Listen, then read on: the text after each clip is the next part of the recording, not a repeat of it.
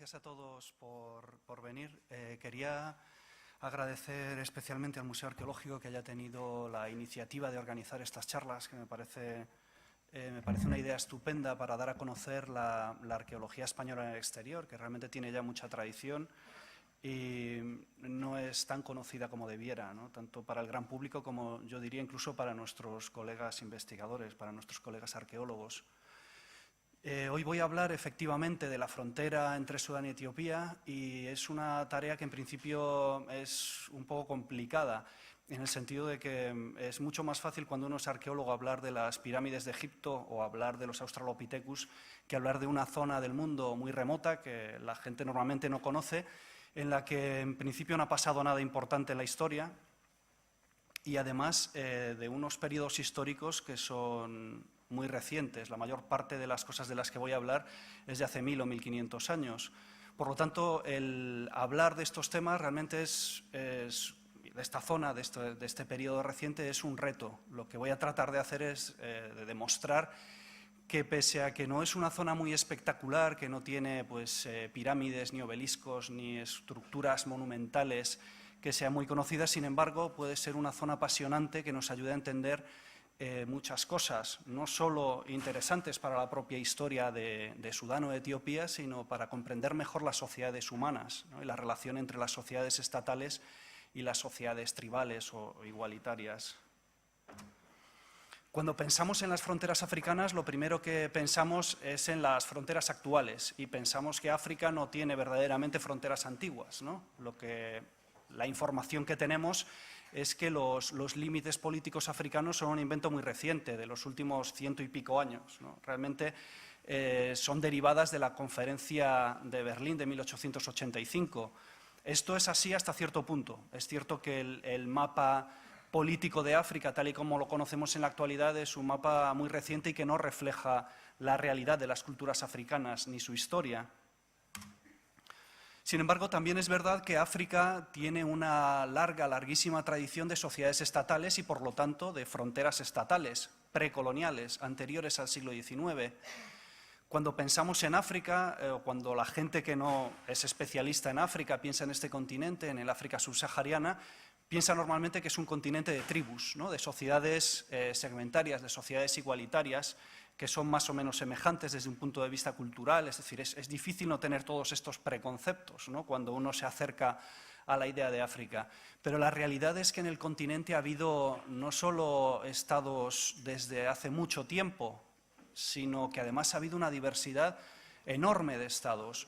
Tenemos desde las sociedades estatales marítimas de los Swahili, en la costa del este de África, a los estados del Sahel, que tienen más de 1000 años de tradición y solo acabaron con la llegada del colonialismo europeo a fines del siglo XIX, o la gran tradición estatal del Cuerno de África, de Eritrea y de Etiopía, que tiene cerca de 3000 años de antigüedad. Estos estados tienen, naturalmente, fronteras que son igualmente diversas, que no tienen mucho que ver con nuestro concepto de lo que es una frontera. De hecho, cuando nosotros nos imaginamos una frontera, lo primero que nos viene a la mente es una línea perfectamente delimitada en un mapa, o es una valla, o es alambre de espino, ¿no? Quizá hoy pensaríamos más en el alambre de espino. Sin embargo, esto es una idea de frontera relativamente reciente y muy occidental. También las hay, este tipo de fronteras, en otras tradiciones, ¿no? Pero es sobre todo muy característico de nuestro mundo. En nuestro mundo, desde hace unos 200 años, lo que tenemos básicamente son estados-nación que se dividen todo el territorio, toda la geografía existente, ¿no? Todo el espacio existente. No hay espacios que no sean no estatales, ¿no? Entre España y Francia no hay ningún espacio. Lo único que hay es una línea que divide los dos países. Pero la tierra fronteriza de Francia y de España o pertenece a Francia o pertenece a España. Esto es algo que no es así en el caso de las sociedades estatales precoloniales y premodernas. En este tipo de sociedades lo que tenemos son estados muchas veces pequeños, fragmentarios, aislados, situados en muchas ocasiones a cientos de kilómetros del siguiente estado. Y lo que tenemos en medio son tierras fronterizas amplísimas con sociedades que viven de forma más o menos autónoma. El Estado puede organizar razias esclavistas, puede cobrar tributos, pero no tiene esa ocupación del territorio como tienen los estados modernos.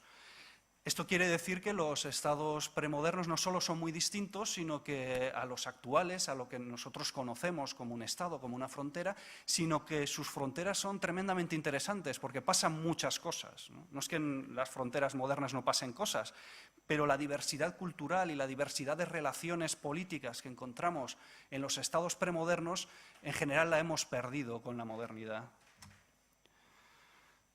La frontera etíope-sudanesa es un buen ejemplo de una frontera premoderna muy antigua. De hecho, es como el contraejemplo de la frontera africana, porque al contrario que la frontera, por ejemplo, entre el Congo y Angola, en el caso de la frontera entre Etiopía y Sudán, el límite entre estas dos organizaciones políticas, zonas culturales, etcétera, ha sido más o menos el mismo durante los últimos 3000 años. Es más, la zona situada más al norte de Etiopía, Etiopía y Eritrea, prácticamente la frontera actual es la que debían tener los estados Aksumita y Meroítico hace 2000 años.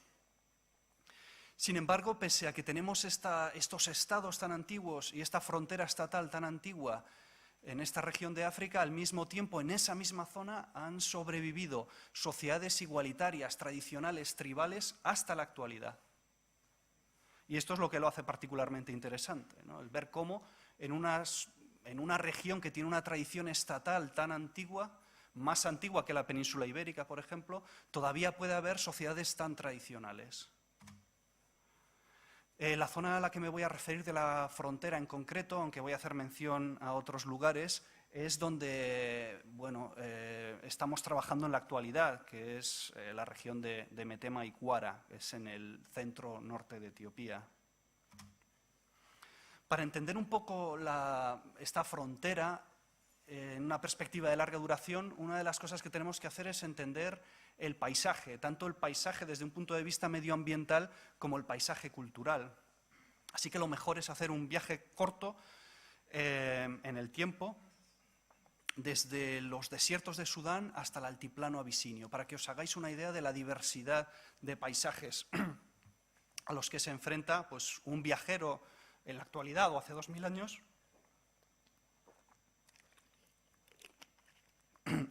o un arqueólogo que esté estudiando esta región. En Sudán tenemos el típico paisaje pues, de desierto, desde el desierto a arena hasta sabanas más o menos secas. En este desierto, en la zona del Nilo Medio, crecieron civilizaciones muy semejantes a las egipcias que conoce todo el mundo desde hace aproximadamente 3000 años. Hace unos 2300 años, la capital de estos reinos sudaneses, de este reino sudanés, estaba situada en Meroe. Aquí podéis ver las pirámides de la necrópolis real de Meroe. La tradición estatal en Sudán ha continuado hasta la actualidad, desde hace pues, unos 2800 años en la zona del Nilo Medio hasta nuestros días, y ha pasado pues, desde sociedades estatales de religión pagana hasta sociedades cristianas semejantes nuevamente a las cristianas egipcias, hasta las sociedades islámicas a partir de, sobre todo, del siglo XVI. Este es el paisaje que uno se encontraría en cuanto uno abandona un poco el Nilo en la mayor parte del Sudán central. Según uno se va aproximando hacia Etiopía, verá cómo cada vez hay más árboles. El paisaje se vuelve ligeramente más verde. Uno pasa de un bosque muy ralo de acacias a una sabana cada vez más densa, hasta que cuando llega al piedemonte etíope se encuentra un auténtico bosque en algunas zonas muy cerrado. Es más, en algunas zonas hay incluso selva tropical lluviosa, como la del África Central o como la que puede haber en el Amazonas. Es un paisaje que contrasta mucho con el entorno, porque apenas a 100 kilómetros tenemos un desierto y de repente al llegar a estas zonas del escarpe nos encontramos con una selva tropical. Si seguimos subiendo por el escarpe acabamos llegando al altiplano y allí lo que nos encontramos es un paisaje nuevamente totalmente distinto. Es una zona elevada entre 2000 y 4000 metros de altura, con una temperatura fresca. Es un clima maravilloso porque son siempre 20 grados prácticamente, ¿no?, en cualquier momento del año, y con una vegetación y un medio ambiente totalmente distinto, lógicamente, al que veíamos en el escarpe o al que veíamos en Sudán. De hecho, El tipo de vegetación que nos encontramos aquí se denomina afroalpina, porque realmente es típica de un paisaje de alta montaña, y hay zonas del altiplano etíope que uno pensaría que está realmente en Suiza, ¿no?, en vez de en África. En el altiplano no solo nos encontramos un paisaje totalmente distinto, sino que nos encontramos también una civilización totalmente distinta. La civilización etíope, que tiene pues cerca de 3000 años de antigüedad, empezó también, como en el caso de Sudán, con una civilización de tipo pagano, con muchas influencias del mundo mediterráneo oriental, y fue evolucionando hacia una sociedad cristiana a partir del siglo IV después de Cristo, que llega hasta la actualidad. Y de hecho, Etiopía sigue siendo una sociedad predominantemente cristiana, ortodoxa, muy tradicional, como vamos a tener ocasión de ver. En esta imagen podéis ver cómo estos tres paisajes distintos se reflejan en la cultura de la gente y en el propio cuerpo de las personas, en la materialidad física del cuerpo de las personas, ¿no? Como podéis ver, no tiene nada que ver un habitante de Sudán con uno del altiplano etíope, con los pueblos tribales que habitan en la frontera. Y en realidad, en el caso de la frontera, no podemos hablar de un solo grupo, una sola cultura, como pasa en Sudán o en Etiopía, sino que lo que tenemos es una enorme diversidad cultural, un montón de grupos distintos que han ido llegando aquí en distintos momentos de la historia, como vamos a ver. En esta charla voy a dividir este relato en dos partes. Primero voy a hablar de la frontera desde el punto de vista del Estado, y fundamentalmente desde el punto de vista de dos tipos de actores. Los actores religiosos, los que podríamos llamar los santos, y por otro lado, los guerreros. Mientras que la segunda parte, el final de la charla, veremos la frontera desde el punto de vista de estos grupos tribales, de estos grupos igualitarios.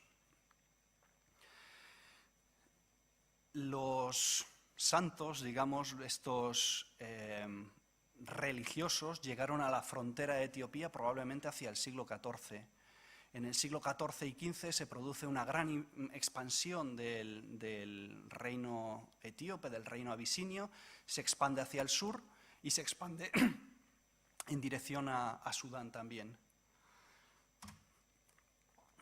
Hacia Sudán se expande hacia las zonas del escarpe que os comentaba antes. Estas eran unas zonas que estaban muy débilmente pobladas en aquella época, de hecho algunas zonas estaban totalmente desiertas, y eran lugares muy remotos para los propios etíopes y que se percibían como salvajes. Pero esto, que podría considerarse un problema, en el caso de los monjes etíopes era lo contrario. Esto era lo que precisamente ellos iban buscando. Estaban buscando una zona de frontera aislada, inaccesible, para construir sus monasterios. ¿Qué monasterios? Pues específicamente los de la Orden de San Eustacio. Esta es una orden que se funda en Etiopía en el siglo XIV y que lo que pretendía era volver a las raíces del cristianismo primitivo, al cristianismo copto del siglo III, del siglo IV, de los monjes que vivían en el desierto, que se subían a columnas o se metían en cavernas para apartarse del mundo. Y esta es una tradición de cristianismo cenobítico y eremita que sigue teniendo un enorme peso en Etiopía. Sigue habiendo muchos monjes, como veremos, que siguen viviendo así. Pero esto es algo que empezó o recomenzó en Etiopía a partir del siglo XIV.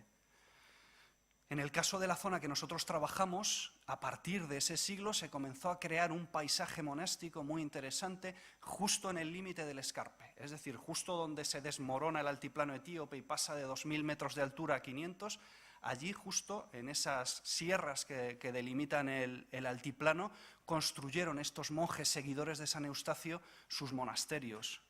Y ahí siguen todavía algunos de ellos. El más importante es el de Mabre Selassie, que sabemos que existe por lo menos desde el siglo XIV y que es realmente difícil llegar aquí.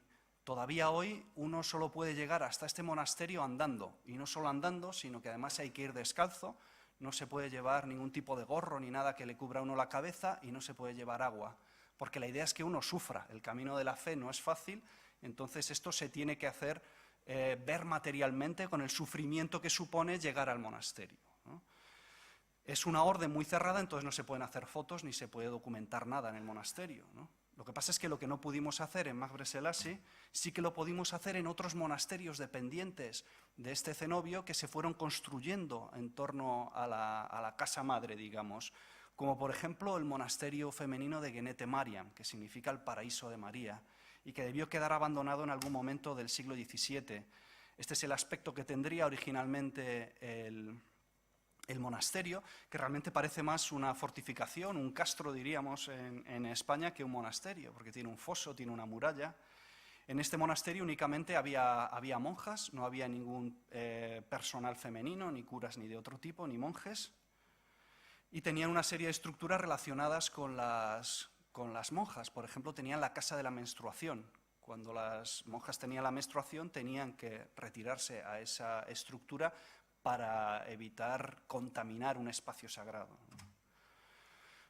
Las monjas seguramente serían muy parecidas hace 500 o 600 años a las que todavía hoy nos encontramos en los monasterios femeninos etíopes. Y lo mismo pasa con la cultura material. Esto es una ventaja. Cuando nosotros excavamos o documentamos sitios abandonados en Etiopía del siglo XIV, XV, XVI, sabemos rápidamente para qué servía la cerámica, ¿no? Por ejemplo, este tipo de platos, el número 12 o 13 en la imagen, estos de aquí abajo, unos platos muy grandes y planos, sabemos que se utilizaban para cocinar la torta de cereal, la injera. Y nos podemos imaginar cómo comían estas monjas hace 600 años. El problema que tenemos también es que como la cerámica etíope ha cambiado tan poco a lo largo de los últimos 500 o 600 años, es muy difícil datar estos sitios. Podrían ser de 1900 o de 1400. Una de las cosas que es necesario tener muy en cuenta cuando uno trata de comprender estos paisajes religiosos de frontera es los lugares que eligen los monjes y las monjas para situar sus cenobios, porque son fundamentales. Os decía antes que Genete Mariam significa en amárico, en la lengua de Etiopía, significa el paraíso de María. Y de hecho, cuando uno ve el sitio donde está enclavado, se da cuenta de que realmente estas monjas lo que estaban buscando era un entorno edénico, era recrear el paraíso en la tierra, ¿no? De la misma manera que Maghreb Selassie, ese monasterio, lo que trataba era de inscribir en el paisaje la idea del esfuerzo que significa la fe, las monjas de Genete Mariam estaban tratando de construir en el paisaje el paraíso terrenal, ¿no? el paraíso de la Biblia. Y de hecho esto es así porque es una zona muy fértil donde se enclava, con un río que tiene agua todo el año, con muchos árboles, y para los etíopes del altiplano, que están acostumbrados a un paisaje totalmente deforestado, pues esto se parecería mucho a la idea del Edén original, ¿no? Otros de los monasterios reflejan muy bien este deseo que tenían los monjes y las monjas de apartarse mucho de la sociedad, ¿no? De llegar a sitios que eran prácticamente inaccesibles. El monasterio de Eisenville, que es este sitio que podéis ver en la imagen, es realmente casi imposible llegar aquí arriba, ¿no? El último tramo hay que hacerlo gateando, subiéndose por los riscos. Una vez que uno llega arriba del todo, es un pitón volcánico de basalto, se encuentra que hay toda una serie de cabañas, de fondos de cabaña, que es fácil también imaginarse cómo serían originalmente, porque los monasterios etíopes no han cambiado mucho tampoco en los últimos 1000 o 1500 años, entonces seguramente lo que teníamos eran cabañas de bambú o de madera con el techo de paja y los zócalos de piedra. Y aquí en este caso seguramente estaríamos hablando de una comunidad monástica masculina. En este caso los hombres tenían que hacer tareas muchas veces que en el resto de la sociedad secular abisinia se encargaban las mujeres, como por ejemplo moler. Y sabemos que las actividades las hacían colectivamente, porque las zonas de molienda nos aparecen pues todos los molinos en la misma zona, ¿no? Aparecen 10 o 20 molinos todos juntos. También en este caso la cerámica pues es difícil saber, ¿no? Como os decía antes, es muy parecida a la de la actualidad y puede ser pues, desde el siglo XIV hasta el siglo XIX. En los dos casos creemos que estos monasterios se construyeron seguramente en el siglo XIV o XV y debieron abandonarse en torno al siglo XVIII. Había monjes que iban todavía un paso más allá y lo que hacían era, no contentos con irse a vivir a sitios remotísimos, en cabañas subidos a pitones volcánicos, todo aquello les debía parecer demasiado cómodo, entonces lo que hacían era buscar cavernas en farallones rocosos para meterse ahí a orar, a meditar y a apartarse del mundanal ruido. Y estos sitios realmente se enclavan en paisajes espectaculares, ¿no? Aquí podéis ver, por ejemplo, este es el altiplano de Salia, que baja de golpe 2000 metros. Y en una pared de este acantilado nos encontramos un eremitorio de esta misma época, seguramente del siglo XVI-XVII, ocupado por monjes, eremitas. Los materiales estaban muy bien conservados porque estaba muy seco, entonces se conservaba la ropa de los monjes, los graneros de paja donde guardaban el cereal, los restos de los propios monjes que se enterraban dentro de la propia cueva. Y de hecho tenéis que imaginaros que, al contrario de lo que pasa en nuestra sociedad, el convivir con restos humanos, en el caso de los etíopes, es algo que se considera normal. El hecho de que estén en la superficie, en este caso, es porque los vecinos del lugar fueron a saquear este sitio pensando que iban a encontrar un tesoro. Nuevamente, esta tradición eremita sigue existiendo en la actualidad. Este es un monje eremita metido en un agujero, literalmente, en el santuario de la Libela. Esta frontera religiosa, como os decía, se comenzó a crear a raíz de la expansión del reino etíope en el siglo XIV o XV. Siglos más tarde comenzó a crearse otra frontera religiosa, en este caso islámica, pero tenemos que esperar ya al siglo XIX. Hasta el siglo XIX esta frontera religiosa cristiana era una frontera entre el cristianismo y el paganismo, el animismo. A partir del siglo XIX tenemos una frontera religiosa más compleja entre el Islam, el cristianismo y los grupos paganos, los grupos animistas que siguen religiones tradicionales, que siguen habitando esta zona de frontera. La expansión se produjo a principios del siglo XIX con los otomanos de Egipto, pero la gran expansión fue sobre todo a finales del siglo XIX. Y por un fenómeno muy interesante y de mucha actualidad en estos momentos, que es el yihadismo. En 1882 en Sudán se organiza una guerra santa, una yihad, parecida pues, a las de Al-Qaeda o a las de ISIS en la actualidad, con un líder más o menos iluminado, el Mahdi, que es el que ha sido guiado por Dios para construir un nuevo califato, y estos mahdistas, estos seguidores del Mahdi, empiezan a expandirse por todas las fronteras de Sudán. Y es tanto un movimiento anticolonial contra la ocupación otomana de Sudán como un movimiento de expansión del Islam, de una versión específica del Islam. La diferencia con el yihadismo actual, aparte de que no eran tan bestias como los yihadistas actuales, aunque tenían su dosis de violencia brutal, es que estos mahdistas, estos yihadistas del siglo XIX, pertenecían al islamismo sufí, que es un islamismo mucho más tolerante que el salafismo, el wahabismo del ISIS o de Al-Qaeda en la actualidad, ¿no? De hecho, los de Al-Qaeda o los del ISIS, cuando organizan sus ataques en países que ya son musulmanes, sus primeros objetivos son los sufíes, no son cristianos, ni judíos, ni otros grupos, ni siquiera religiones tradicionales, sino a los que más odian es a los sufíes, ¿no? Igual que a los chiíes, ¿no? Este paisaje religioso, esta frontera religiosa que se fue creando en el siglo XIX, se caracteriza por toda una serie de santuarios que se establecen en los sitios donde habían muerto los mártires de la yihad. Como la mayor parte de esta zona en la actualidad es cristiana, lo que nosotros nos encontramos son las ruinas de estos lugares, porque han quedado abandonados. Sin embargo, en algunas ocasiones lo que tenemos son santuarios que todavía están en funcionamiento y son muy interesantes porque reflejan muy bien este espíritu que os decía antes, tolerante del sufismo, porque a estos santuarios pueden acudir no solo musulmanes, sino también cristianos. Acuden cristianos a hacer ofrendas, a hacer exvotos, ritos de deficción para desearle el mal a alguien que te ha robado, por ejemplo, para eso clava uno un clavo en la tierra. Pueden entrar mujeres, por ejemplo, que sería impensable en el caso de un santuario wahabista, ¿no? O en una iglesia ortodoxa etíope, sin ir más lejos. Y esta actitud de los musulmanes en esta zona de frontera se ve muy bien en el propio paisaje, en el patrón de distribución de los sitios musulmanes.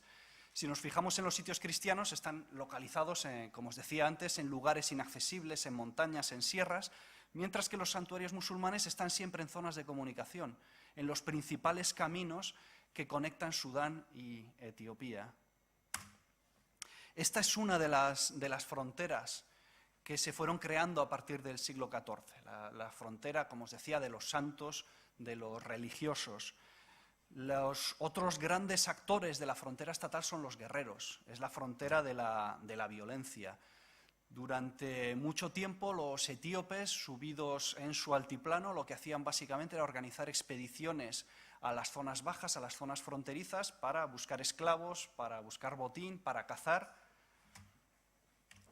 Probablemente estas mesnadas etíopes que bajaban al llano, que bajaban a la zona del escarpe, serían muy parecidas a las que podéis ver en esta foto, que es de hace relativamente poco. Salían de fuertes que estaban colocados en la zona del límite del escarpe. Ahí es donde estaban construidos estas fortalezas de piedra, y normalmente son espacios diáfanos, porque básicamente lo que son espacios que se utilizan estacionalmente y donde se acumulaban pues, el marfil que se había capturado, de los elefantes que se habían cazado en las tierras bajas, o los esclavos que se habían traído. La propia localización de los fuertes nos dice mucho de cómo se fue conformando la mentalidad de los etíopes. Los etíopes del altiplano durante mucho tiempo se creyeron superiores a la gente de la frontera. Y esto en parte tiene que ver con la propia organización del paisaje, ¿no? Esta sensación de superioridad cultural se refleja en una superioridad geográfica. Ellos están arriba, los pueblos a los que someten están abajo, ¿no? Y el arriba-abajo es, lógicamente, una metáfora muy poderosa que funciona en cantidad de culturas. Mientras los etíopes tenían esta noción de la frontera de su estado como un espacio permeable donde uno básicamente va a saquear o a cobrar tributo de vez en cuando, a partir del siglo XIX llega otro poder estatal que tiene una noción totalmente distinta de lo que es una frontera, una visión mucho más parecida a la nuestra, a la del Estado-nación, en la cual un Estado tiene que hacer frontera con otro Estado y no tiene que haber un espacio intermedio que es medio tierra de nadie donde uno puede saquear o puede cobrar tributo. Y este nuevo actor estatal es el imperio turco-egipcio. Egipto, como probablemente sabráis, formaba parte del Imperio Otomano, pero a partir de principios del siglo XIX se independiza de facto. Siguen reconociendo la autoridad simbólica del sultán en Estambul, pero la realidad es que se organizan de forma totalmente autónoma y siguen su propia política. Y parte de esa política es una expansión imperial, muy parecida a lo de los poderes europeos de esa época, lo que estaban haciendo pues, Gran Bretaña o Francia, ¿no? Y su noción de la frontera es muy parecida a la de Gran Bretaña o Francia. Entonces lo que hacen es tratar de ocupar efectivamente el territorio. Y lo ocupan efectivamente construyendo fuertes a través de los cuales gestionan ese territorio que han conquistado. De estos fuertes no se sabía absolutamente nada hasta que nosotros comenzamos a prospectar en esta zona de la frontera y a encontrárnoslo. No solo están los fuertes, sino que también están las mezquitas y otras estructuras administrativas relacionadas con la ocupación del territorio. No son muy espectaculares ni muy monumentales, pero tampoco les hacía falta. Tenéis que tener en cuenta que básicamente son una especie de nodos de poder y de organización territorial, no son ciudades, no son sitios donde la gente iba básicamente a vivir, ¿no? Una de las cosas que es interesante de este descubrimiento de los fuertes de frontera turco-egipcios es que demuestra el valor que puede tener la arqueología para comprender periodos muy recientes de la historia. Hasta que nosotros empezamos a descubrir los fuertes, no se sabía realmente dónde estaba la frontera entre el Sudán turco-egipcio y Etiopía. Sabía más o menos por la toponimia, pero la toponimia ha cambiado un montón. Entonces había una variación, en algunos casos, de más de 100 o 150 kilómetros. Nosotros ahora podemos decir exactamente dónde estaba el límite de la frontera siguiendo los fuertes que hemos ido encontrando. Os hablaba antes de los yihadistas tempranos que eran los seguidores del Mahdi. También los mahdistas continuaron con esta política de construir una frontera muy sólida y muy claramente definida. Si en el caso de los turco-egipcios lo que les interesaba era delimitar claramente cuál era el territorio del Estado turco-egipcio frente al Estado etíope, lo que le interesa a los yihadistas a los mahdistas es algo distinto. Lo que les interesa es delimitar exactamente ¿Cuál es el espacio del Islam? El Dar al-Islam, el país del Islam, frente a Dar al-Garb, ¿no? El país de la guerra, el país de los infieles.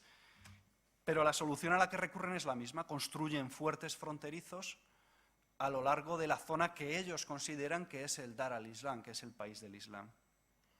Y es interesante porque estos guerreros ancestrales y religiosos resulta que están muy al día de los avances en fortificaciones que se estaban produciendo en Europa a fines del siglo XIX, y los fuertes que nos encontramos son extraordinariamente similares a los que estaban construyendo las potencias europeas a fines del siglo XIX y principios del siglo XX.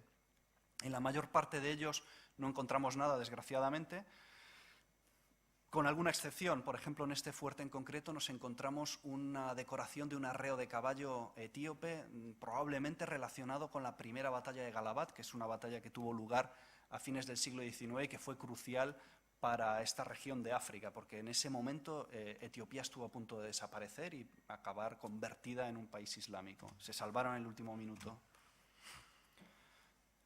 Os decía al principio que es difícil hablar de esta zona de la frontera porque nadie conoce esta región ni parece que haya tenido nada que ver con la historia del resto del mundo, y sin embargo sí ha tenido mucho que ver, ¿no? El caso de que aquí haya comenzado una de las primeras yihads modernas demuestra que quizá podamos descubrir cosas o comprender cosas en esta frontera que nos ayuden a comprender el mundo actual. Pero es que hay cosas que son, si cabe, o que están más relacionadas con nuestro mundo todavía, o de lo que podríamos pensar. La Segunda Guerra Mundial, cuando pensamos en ella, en las batallas de la Segunda Guerra Mundial, pensamos en la batalla de Normandía o en Stalingrado. Lógicamente no pensamos en la frontera entre Sudán y Etiopía. Sin embargo, fue aquí exactamente donde los aliados ganaron la primera batalla de la Segunda Guerra Mundial. Fue el primer sitio donde los aliados, en vez de retroceder, avanzaron.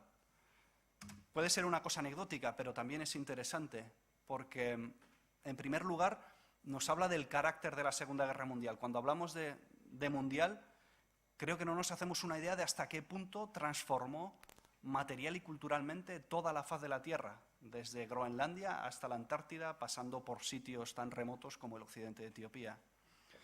A lo largo de nuestras investigaciones localizamos varios de las fortificaciones de los italianos. Etiopía fue conquistada brevemente por los italianos en el año 1935 y a partir de 1940 los aliados lanzan un ataque contra Etiopía para arrebatársela de las manos de los italianos. No tanto para devolvérselas a los etíopes, porque era la época del imperialismo y francamente les daba igual las sociedades no europeas, sino porque Etiopía es un lugar clave desde un punto de vista geoestratégico en la comunicación entre Europa y la India, ¿no? Y eso a los ingleses lógicamente les interesaba mucho.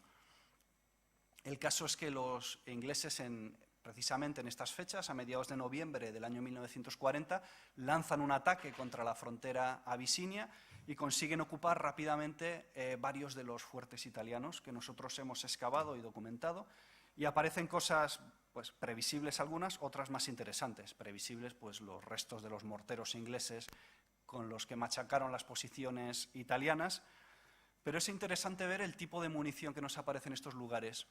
La mayor parte de los restos de munición que nos encontramos son del siglo XIX, y de hecho cuando empezamos a excavar algunos de estos fuertes teníamos la duda de si lo que estábamos documentando era la primera batalla de Galabat, que es de 1889, o la segunda, que es de 1940. Lo único que nos indicaba que era la segunda es que nos aparecían restos de morteros que eran de los años 40, pero con lo que se estaban defendiendo las tropas italianas realmente eran armas del siglo XIX. ¿Y por qué era esto? Pues básicamente porque eran carne de cañón, eran tropas coloniales, eran eritreos, eran libios, eran somalíes, a los cuales les daban las peores armas. Tenían más posibilidades de que los mataran por eso, lógicamente, pero para eso estaban los africanos, ¿no? Para hacer de carne de cañón. La zona de la frontera ha seguido siendo una zona de conflicto hasta la actualidad, y de hecho sigue siendo una zona de conflicto, y hay zonas que son complicadas porque sigue habiendo guerrillas, etcétera. Uno de los últimos conflictos serios es interesante por la forma en que contrapuso dos mundos totalmente distintos. El mundo de la modernidad, representado por el comunismo en la forma del marxismo-leninismo, por un lado, y por otro lado el feudalismo. Esta zona en la que nosotros trabajamos de la frontera es tan remota, es tan apartada y es tan inaccesible que durante mucho tiempo se ha utilizado como refugio por parte de rebeldes, bandidos, guerrilleros. En el año 1974 hubo un golpe de Estado en Etiopía que depuso al que entonces era el rey, Haile Selassie, y puso en su lugar a un comité comunista. Algunos de los señores feudales, porque Etiopía hasta 1974 era un país feudal, no se resignaron a este cambio de organización sociopolítica y lo que hicieron fue echarse al monte. Y se echaron al monte en los lugares más inaccesibles, entre ellos la frontera. Entre el año 74 y 77 hubo una serie de combates tremendos a lo largo de la frontera entre Etiopía y Sudán que arrasaron algunas de las pocas ciudades que hay en esta zona y que enfrentaron a estos señores feudales y sus mesnadas contra pues, el ejército regular etíope, comunista, apoyado por asesores cubanos y tecnología militar soviética. Esto que hemos visto hasta ahora es la visión del Estado. Y como podéis ver es una visión pues un poco deprimente, ¿no? En cierta manera, porque tiene que ver con la violencia, muchas veces con la imposición de creencias. Una visión bastante distinta podemos obtener si nos fijamos, en cambio, en los pueblos sin Estado, en las sociedades igualitarias, por lo menos igualitarias entre hombres. Y esto es a lo que me refería en el título con las tribus perdidas. Al final veréis a lo que me refiero más exactamente con la idea de tribus perdidas. En un artículo del año 2003, el profesor Víctor Fernández del Departamento de Prehistoria de la Universidad Complutense definía la zona del escarpe etíope como una zona de refugio de larga duración, no de los últimos 100, 200 o 300 años, como habían mantenido algunos historiadores, sino como una zona de refugio por lo menos desde la época del Neolítico. Y realmente las investigaciones que hemos ido haciendo desde entonces, primero las que dirigió él mismo y posteriormente yo, hemos ido comprobando que efectivamente la zona de la frontera es una zona de refugio de muy larga duración y un refugio que ha funcionado de distintas maneras en distintos periodos, ¿no? Los grupos de Sudán en distintos momentos de la historia han utilizado los grandes ríos para entrar en Etiopía huyendo de Sudán. ¿Y por qué huyen de Sudán? Pues hay distintos motivos. Hay motivos políticos, muchos grupos huyen de los estados porque a nadie le gusta pagar impuestos, especialmente a un estado de carácter más autoritario, depredador. Pero hay otro tipo de motivos, pueden ser los conflictos étnicos, los conflictos entre estados, las sequías, las hambrunas. Tened en cuenta que por el medio ambiente de Sudán es muy fácil que haya sequías tremendas que acaben con todo el ganado y que la gente se muera de hambre, y están documentadas históricamente. Además, el caudal del Nilo varía mucho y eso tiene efectos importantes en la agricultura. La sobrepoblación. El caso es que es evidente que a lo largo de mucho tiempo distintos grupos de Sudán han emigrado hacia Etiopía, unas veces para establecerse allí, otras veces estacionalmente. Los primeros emigrantes que hemos podido documentar en este proyecto, en la región que estamos estudiando, eran seguramente, casi con toda seguridad, transhumantes, es decir, no vinieron a Etiopía para quedarse, sino que iban y venían. Eran grupos que venían de la zona del Nilo Azul y que llegaban a Etiopía en la época seca, escapando de la sequía de Sudán, y se volvían de nuevo a Sudán cuando empezaban las lluvias.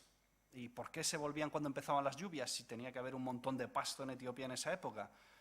Porque con las lluvias venían también los mosquitos, y especialmente la tripanosomiasis, que arrasaba con el ganado y arrasa todavía en la actualidad.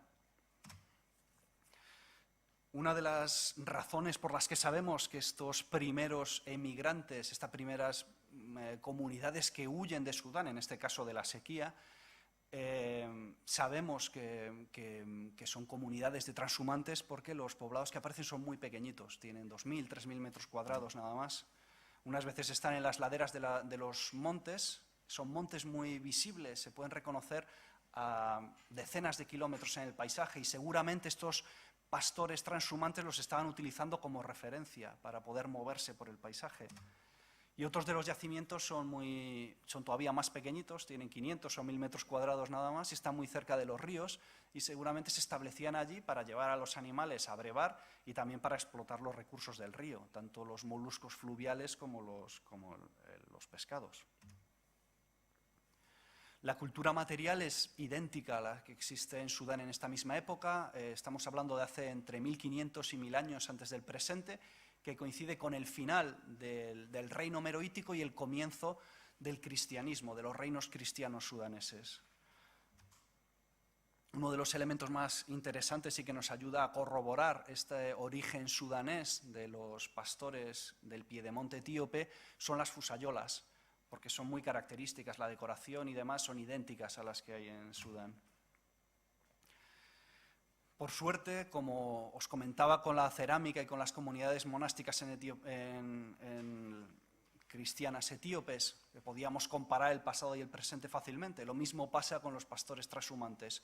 En la actualidad todavía sigue habiendo transhumantes que cruzan todos los años desde Sudán a Etiopía en la época seca con sus animales, fundamentalmente vacas.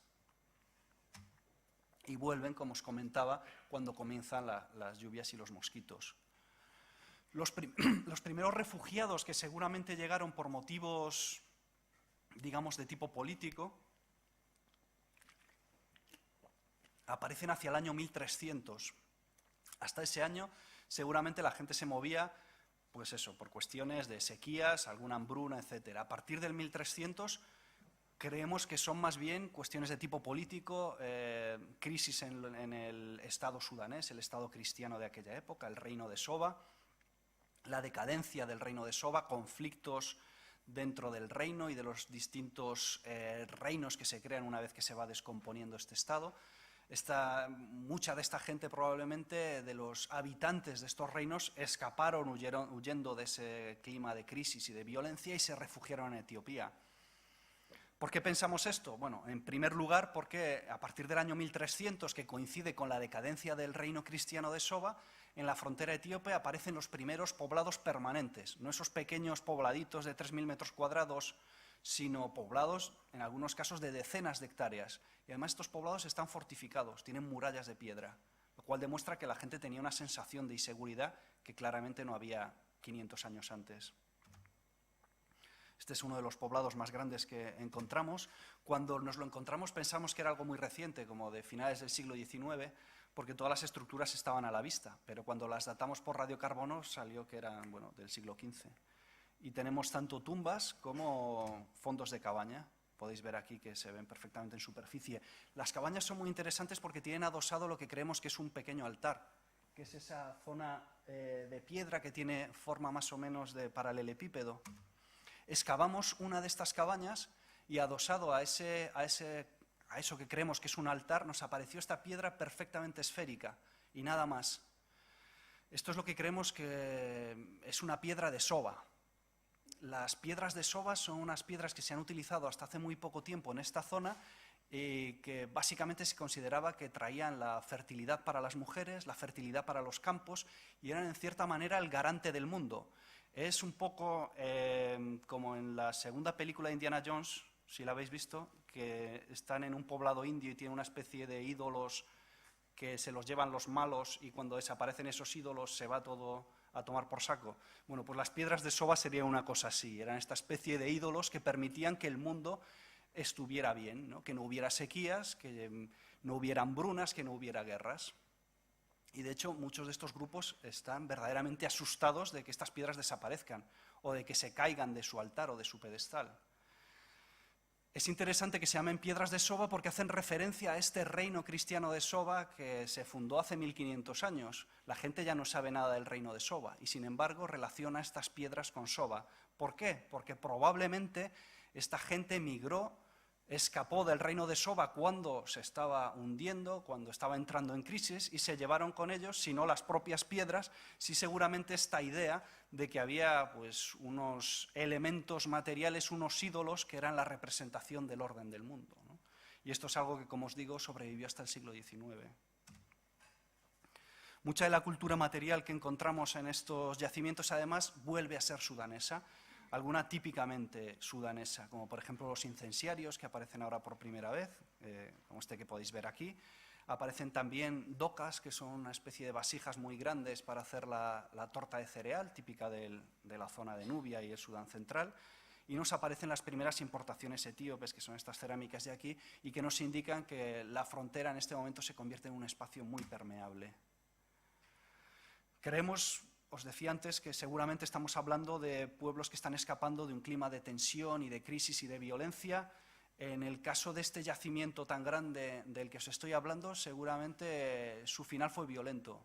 Y lo creemos porque nos aparecen pues, un montón de objetos en superficie, como si la gente se hubiera ido corriendo de repente, los molinos con la mano de moler todavía encima, las cerámicas aplastadas sobre los pavimentos de las cabañas, los pavimentos de las cabañas rubefactados como si hubieran ardido las cabañas, las paredes colapsadas encima del suelo y unos estratos de cenizas y de carbón muy potentes. O sea que seguramente este poblado fue arrasado en algún momento, seguramente en el siglo XVI, dentro de este clima de inestabilidad que había en la época. A partir del siglo XVII llegan nuevos grupos de migrantes que son ya los antecedentes directos de las comunidades que tenemos ahora, que viven actualmente en la frontera, y de hecho se denominan igual, ¿no? Concretamente, el término que se utiliza es Hamech, que es un término genérico, ¿no? Pero bueno, con el que se identifica más o menos la gente. El patrón de ocupación, la arquitectura de los poblados seguramente era muy similar, la cerámica no, y eso es lo que nos permite identificar estos sitios como antiguos, digamos, ¿no? Del siglo XVII o XVIII. A finales del siglo XVII llegan estos grupos que, como os digo, sabemos que se llamaban Hamech y traen consigo una cultura totalmente distinta a la que había entonces. Y es una cultura que los relaciona directamente con el Estado que en esa época gobernaba en Sudán, que es el Sultanato de Funch. Este sultanato es el precedente directo del moderno Estado sudanés. Era un sultanato, es decir, un gobierno de tipo islámico, pero tolerante, formado por una variedad de culturas. De hecho, es una especie de Estado multicultural. Y estos grupos Hamech que emigran de este Estado lo hacen seguramente por problemas que afectan al sultanato de Funch a fines del siglo XVII. Una serie de conflictos internos, la expansión del propio sultanato y, sobre todo, sabemos que en 1685 hay una epidemia de viruela en la que mueren probablemente cientos de miles de personas. Casualmente, en esas mismas fechas es cuando nosotros documentamos en la zona que trabajamos la ocupación Hamech. O sea que es muy probable que tenga que ver con esta huida de la pandemia.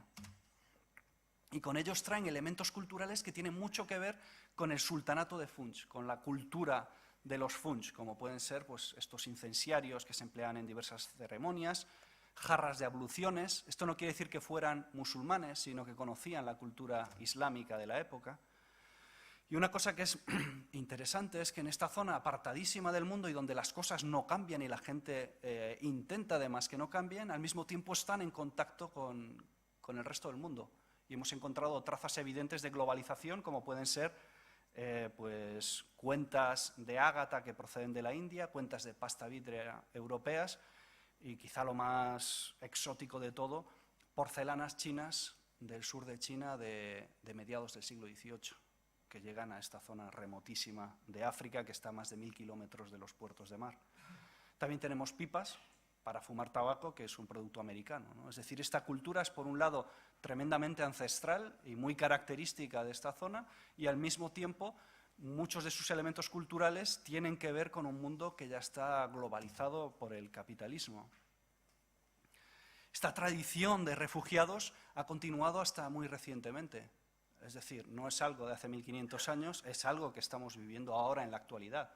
De hecho, a lo largo de la frontera de Etiopía hay varios campamentos de la ONU, de refugiados, de gente que está escapando de la guerra en Sudán del Sur, de la guerra en el Nilo Azul. Algunas de estas comunidades de refugiados hemos tenido la ocasión de trabajar con ellos, por ejemplo, los Gumus. Los gumus llegaron a esta zona probablemente a principios del siglo XX escapando de las racias esclavistas de los etíopes y vinieron aquí porque al otro lado de la frontera estaba Sudán, que era una colonia británica en aquel momento y lógicamente no permitía la esclavitud. Entonces los gumus se sentían seguros cerca de los ingleses. Quizá el caso más extraordinario de todos es el de los Datsin. Y digo que es el más extraordinario no porque sea el más reciente, probablemente los Datsin emigraron a esta zona de Etiopía hace unos 120 años aproximadamente, sino por el hecho de que nadie sabía que existían los Datsin hasta que nosotros llegamos aquí en el año 2013. Es decir, esta gente huyó de Sudán, escapando en este caso de los mahdistas, de estos yihadistas que os comentaba antes, se refugiaron en el piedemonte etíope y pasaron desapercibidos para toda la humanidad, empezando por el Estado etíope, que desconoce su existencia, quitando los administradores locales, hasta, como os digo, llegamos nosotros en el año 2013. De hecho, se supone que son un grupo que debería estar extinguido. Se supone que varios de estas comunidades desaparecieron en los ataques yihadistas de en torno a 1885. Entonces es encontrarse, pues no sé, valga la analogía porque son seres humanos, pero es como encontrarse un dodo o algo así, ¿no? El caso es que esto demuestra dos cosas. En primer lugar, las cualidades de la frontera como zona de refugio, que es tremendamente exitosa como una zona de refugio, que permite que estas comunidades puedan pasar desapercibidas durante más de un siglo sin que nadie sepa que están allí y sin que nadie les moleste o les moleste poco. Y por otro lado nos habla de las estrategias de resistencia de estos grupos, ¿no? La capacidad que tienen de adaptarse a nuevos ambientes, de escapar y de reconstruir su cultura en nuevos paisajes, en nuevos lugares, ¿no? Porque en última instancia lo que pretenden todos estos grupos es que les permitan seguir con su vida como la han mantenido hasta estos momentos. Y con esto acabo ya. Lo que he pretendido hacer es demostraros que, bueno, una zona aparentemente remota del mundo, como puede ser la frontera entre Sudán y Etiopía, puede ser al mismo tiempo pues, muy interesante desde muchos puntos de vista y desde puntos de vista que pueden ser paradójicos. Por un lado, he tratado de demostrar que la frontera forma parte de la historia global, sobre todo de los últimos 500 años, que aquí han luchado el cristianismo y el Islam, que ha sido un lugar donde se ha enfrentado el feudalismo y el comunismo, o donde ha tenido lugar la Segunda Guerra Mundial, y al mismo tiempo es un sitio donde sociedades tradicionales han conseguido mantener su cultura a lo largo de miles de años. Quería agradecer antes de acabar a toda la gente que forma parte del equipo, que son muchos. La parte de etnoarqueología en concreto se encarga Almudena Hernando, que está aquí hoy, y a las instituciones que han hecho posible este proyecto y en particular a todos los vecinos del Valle de Guelewu, que es donde trabajamos, que son una gente majísima y que no les importa que estemos allí molestándoles. Gracias.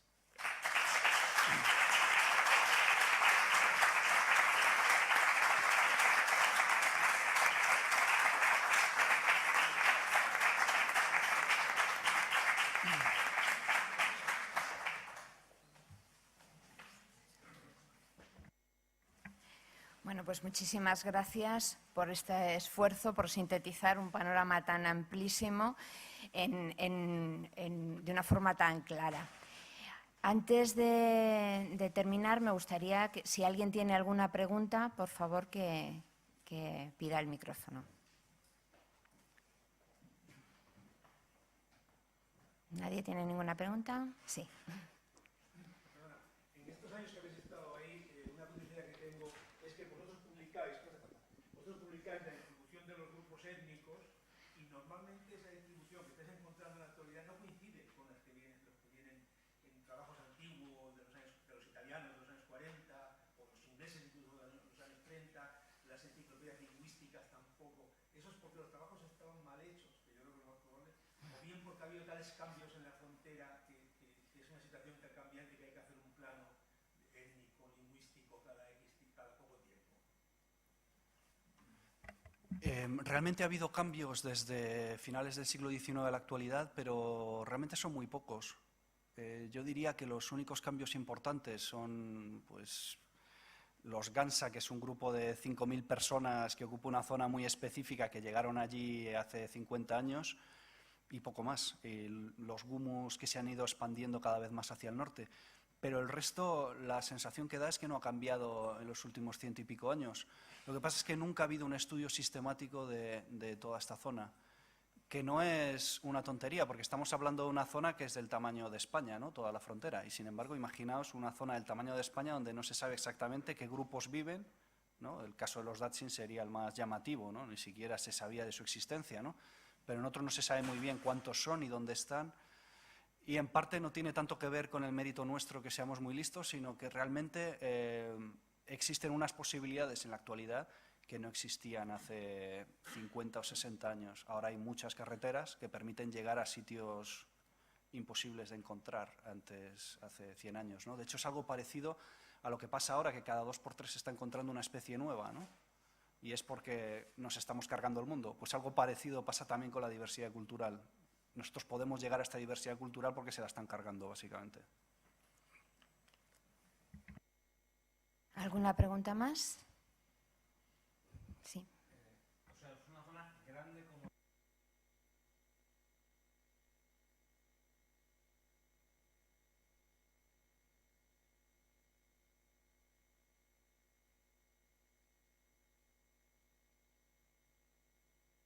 Pues la verdad es que ahora mismo no sé cuánta gente viviría ahí, pero... ¿Hablando de miles, cientos de miles, algún millón? No, estaríamos cerca de... O sea, si uno tiene en cuenta desde Kenia hasta el Mar Rojo, probablemente sean unos 3 millones de personas aproximadamente. Así es un enorme despoblado. Claro, sí, la densidad de población es de unos... En la mayor parte de las zonas es de 2 o 3 personas por kilómetro cuadrado. Sí. Sí.